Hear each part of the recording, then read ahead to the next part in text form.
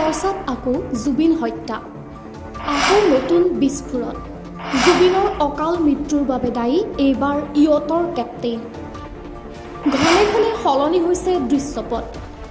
ছিংগাপুৰৰ আৰক্ষীৰ মৰণোত্তৰ প্ৰতিবেদনত চাঞ্চল্যকৰ তথ্য।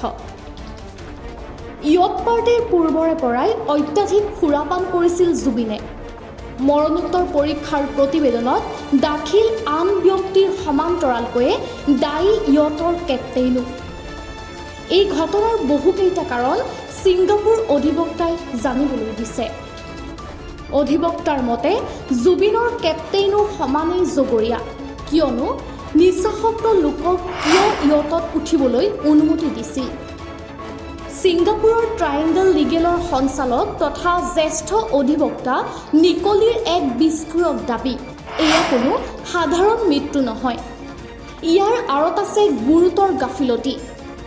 জুবিনে ইয়টত উঠাৰ আগত আৰু পাছত বহু পৰিমাণে সুৰাপান কৰিছিল, কিন্তু এই কথা জানিও তেন্তে কিয় বাধা দিয়া নহ'ল? এতিয়া প্ৰশ্ন হয়, এইসমূহৰ আচল ৰহস্য ফাদিল হ'বগৈনে, নে এনেকৈ ৰহস্যৰ মেৰপাকত চিৰদিনলৈ সোমাই পৰিব আমাৰ সকলোৰে মৰমৰ Zubeen Garg? News desk report, news 7 Assam daily.